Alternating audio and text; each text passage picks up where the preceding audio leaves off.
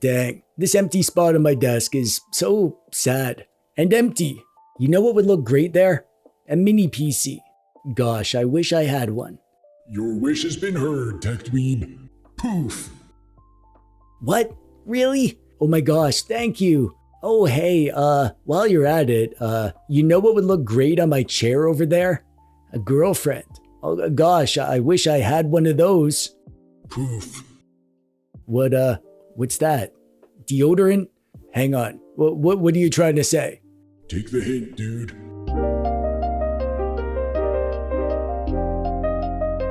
Last year, I reviewed this, the GMKtec Evo X1, and I freaking loved it. It's actually become my main mini PC since making that video, which, for someone like me, is basically a declaration of love. This thing had a Ryzen 9 HX370, 32 gigabytes of RAM, all the bells and whistles you'd expect from a high-end mini PC. I've got this little tinkering corner in my dork den where I test stuff out and I do projects and things, and this little guy just never left.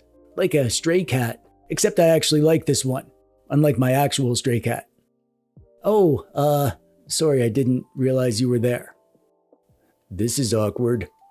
It's not my most powerful mini PC, but it's my second most. For the footprint it takes up on my desk and the stuff I'm throwing at it, I've been super impressed with what it can do. Also, and this matters more than people give it credit for, PCs are desk decorations. This thing just sits there looking all futuristic and cyberpunky, and it just invites me to fire it up and play something. I installed Bazzite, turned it into a little mini Steam machine, it boots fast, drops me right into SteamOS, and it runs like a docked Steam Deck, or presumably like the upcoming Steam machine, which I am a completely normal amount of excited about. The one big downside to the Evo X1 was the price, $1,300. The HX370 doesn't come cheap, and it was tough to recommend at that price. So when GMKtec reached out and they asked if I wanted to check out this, the K16, basically a budget version of the X1, same cool cyber future aesthetic, same feature set, just with more affordable guts on the inside, I said, it's sitting right here, and I'm clearly making a video about it, so yeah, I said yes.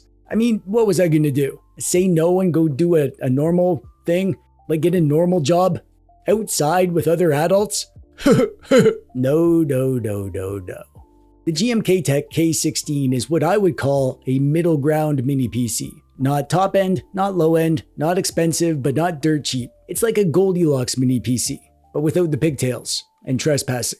It's sporting the Ryzen 7 7735HS chip with 8 cores, 16 threads, and a boost clock of 4.75 GHz. And we get an integrated Radeon 680M GPU. We get 32 gigabytes of LPDDR5 RAM clocked at 6400 megathings per second. For storage, you get either 512 gigabytes or 1 terabyte by the way of a 2280 NVMe SSD. We also get Wi-Fi 6E, Bluetooth 5.2, dual 2.5 gigabit Ethernet, it's running Windows 11 Pro, and it also supports additional Ultra Super Max Hyper dongles, which is something that I made up that doesn't exist yet, but if it ever does, this mini PC can probably use them. The price is currently $679 on Amazon, however, that's a sale price. The regular price is $899, so that's a pretty substantial savings, and it is worth it at $679 based on the specs we get here and the state of the PC parts industry. Heck, the RAM in this thing alone would cost you $550 if you were to buy it by itself. So considering the tech landscape right now, $679 is a pretty solid price for these components, at least for now. But make sure you actually watch this video to see if the performance is what you're looking for. The K16 is quite lovely, as you can see. The look of a mini PC isn't the most important thing to most people, but it's pretty darn important to me. I like things that look like things that I want to look at, and this is among the nicest looking mini PCs that I've ever seen. I personally love this design. It has this gunmetal gray shell on the outside and a sort of two-tone main body inside. It can be used flat like this or upright. I have this little stand from my Evo X1 model. The K16 didn't come with that, but you don't need it. Just plop it down on the desk like this if you like the look of that better. Nobody can stop you, even if they wanted to. On the front, we get a USB-C hole rated at 40 gigabits per second, which also accepts a 100-watt input and does DisplayPort 1.4 output. We also get an Oculink hole for connecting external graphics cards, and 2 USB-A holes, and a power button. We get some ventilation on the sides and on the bottom. Around back we have a power plug hole and our dual 2.5 gigabit Ethernet holes, DisplayPort 1.4, HDMI 2.0, and 2 more USB-A holes. Getting inside this thing is pretty easy. These feet screw off, which separates the inside from the outside. And then there's a few more quick screws in here to deal with. And then you can open this up and you can see we have access to the dual NVMe slots. I'm going to add in my Bazzite SSD right now while I'm in here. There we go. This bad girl's now ready to dual boot Windows and Linux. And also in here we have the Wi-Fi card. The RAM is not user replaceable, by the way, so you're stuck with 32 gigabytes. Not that you or anyone else could afford any more than that right now. Booting into the BIOS, we get some pretty basic options. You can change the performance profile. I set this to the performance 1 and just left it there. And you get some basic storage and CPU and security options. Nothing too interesting in here. The Windows install is just a pretty basic version of Windows 11 Pro, which means you're going to get the usual Microsoft bloatware. Because of course, everyone who runs Windows needs an app for LinkedIn and OneDrive and Clipchamp and mobile plans, of course. Thank goodness Microsoft includes all this amazing software by default. We're so blessed. The system itself is fast and snappy. You can load up your 4K YouTube or whatever, no problems at all. This would be a great living room PC or a work machine. Even creative stuff like some light Photoshop work or whatever should be fine on here. Before we switch over to Bazzite for some gaming, let's do a quick CPU benchmark. In Cinebench R23, we got a multi-core score of 13,116 and a single-core score of 1,540. That's about equivalent to a desktop i9-11900. And here's how we did in Crystal Disk Mark, and here's how we did in Geekbench. And now I'm bored of benchmarks, so with that done, we can ditch Windows and head over to Bazzite. I made a guide of how to install Bazzite and turn your mini PC into a Steam Machine home console. That's the same idea here, except this time I've added my Bazzite SSD from the Evo X1. I didn't need to do nothing fancy. I just slapped it in there and it just immediately worked. No futzing about needed. I have it all up to date and stuff. All my games are updated, so I'm basically just good to use this as a little Steam machine running SteamOS. You get the full screen Steam interface. No Windows bullcrap popping up and getting in the way. You can browse your games, launch your games, and play your games. Of course, you can also boot into the desktop mode of Bazzite if you need to do some desktop stuff. I'm a Linux noob, but Bazzite has made it so I'm actually using Linux quite often. Kinda just learning stuff as I go. Slowly but surely. Very slowly, because this is me. But the main reason to go with Bazzite is for gaming, obviously. So let's do some of that, shall we?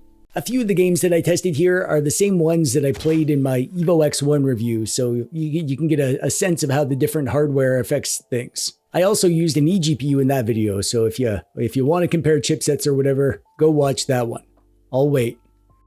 Actually, screw that. Watch it later. Starting off with Shadow of the Tomb Raider, which was not the best way to kick things off. It is playable, medium settings, 1080p, but I had to drop the resolution scale down to get it to around 720p to get there. And I'm only averaging about 32 frames per second. And there was a few times that the frame rate dipped down, but thankfully that wasn't super often. Look, this thing was never going to be a gaming monster. You can play games on it, clearly, but you gotta set your expectations accordingly, especially at 1080p. The real culprit here is the GPU. The 7735HS is a solid chip, but that 680M GPU that's never been great for gaming in my experience. Different games hit differently though, and some run better on Linux than others, so let's keep going.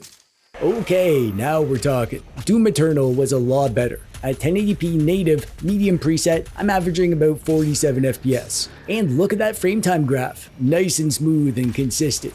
Beautiful. A beautiful, mostly straight line. Doom Eternal isn't the most demanding game in the world anymore, but it still looks great, and with SteamOS giving us system-wide variable refresh rate support, it actually feels smoother on my FreeSync monitor here than the numbers suggest. The Witcher 3 runs pretty well on a wide variety of hardware, and it's probably the best showcase of what this mini PC can actually do. I went with the Enhanced Edition because I wanted to give it the best shot at looking good. Medium preset, 1080p, performance FSR, and I'm getting around 33 FPS on average. And it dipped down to below 30 when a bunch of NPCs showed up on my screen. I mean, it's fine, it's playable. Would I play through the whole game like this if it was my only option? Well, yeah, I would. Would I enjoy it as much as I'd like to? I mean, it's fine. It's fine. It's totally fine. I'm fine. I wanted to test at least one newer game, so I threw on Expedition 33. Since we're on Bazzite, the game defaulted to the Steam Deck preset, so everything is low, ugly performance FSR cranked up just to get its sword and moving. Inside the mansion, it was barely holding 30 frames per second, but as soon as we stepped outside, the frame rate just gives up entirely. And considering that this game requires precise timing during combat, yeah, this was a terrible experience. Rather terrible indeed. So I mean, the moral of the story is, don't buy this mini PC to play modern, graphically intense games. It's just not gonna go well. We don't need to do that to ourselves. And I wanted to end on a high note, so I fired up an older game. Here's Assassin's Creed Origins. This is 1080p, medium settings, and I was getting like 37 FPS, around there. And this is kind of the sweet spot for this machine. Games from like the PS4 era. Just max them out and go nuts. And it looks good and it plays good. I mean, what required a top-end PC 15 years ago, you can now run on a mid-range PC sitting on your desk looking all cyberpunky. I mean, I'm a simple guy, but that's pretty cool to me.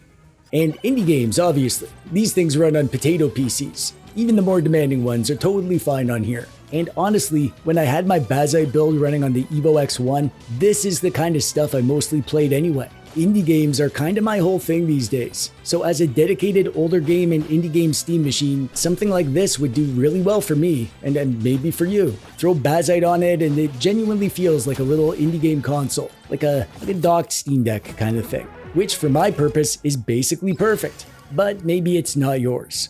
But maybe it is. Maybe. And let's do one more downside before we wrap up. This PC does get a smidge noisy when you're pushing it. This is the same problem as the X1 and lots of mini PCs, to be fair. The smaller the PC and the more powerful it is, the more high-pitched and loud the fan will be. It's just physics, screwing us over again. This fan isn't terrible. It's not the loudest mini PC I've tested, but it's definitely noticeable when things get cooking.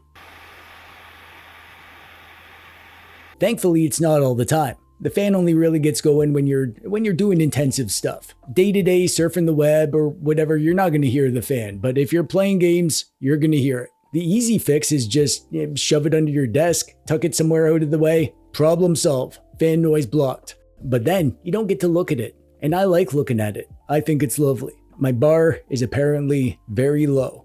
So like, I'm of two minds with this mini PC. On the one hand, I love the look of it, I love the form factor, and for the price, you get a lot of performance, at least in terms of like the CPU and RAM and stuff. The GPU is the weak part, so gaming is the one thing that's held back. If you're looking for something primarily for gaming, you'll probably have to spend more and get something with more oomph. GMKtec doesn't advertise this as a gaming PC. Actually, that's not quite true. They do show using it with an eGPU on their site, and I'm sure that would be great, but eGPUs are expensive, so that's like a whole different kind of thing.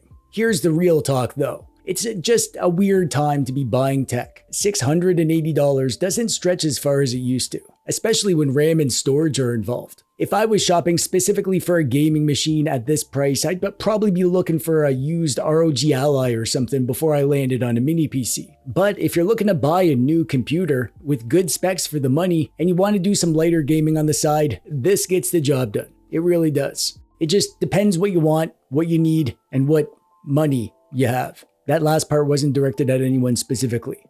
It was directed at me. I'll have a link for this in the thingy below if you decide it's right for you, and if you decide it's not right, then at the very least, you need to click the subscribe button. I'm almost at 262,948 subscribers, and I'm really looking forward to hitting that goal. So go ahead and click that, and thanks for doing that if you did. And thanks for nothing if you didn't. I'm TechDweeb, thanks for watching, bye-bye.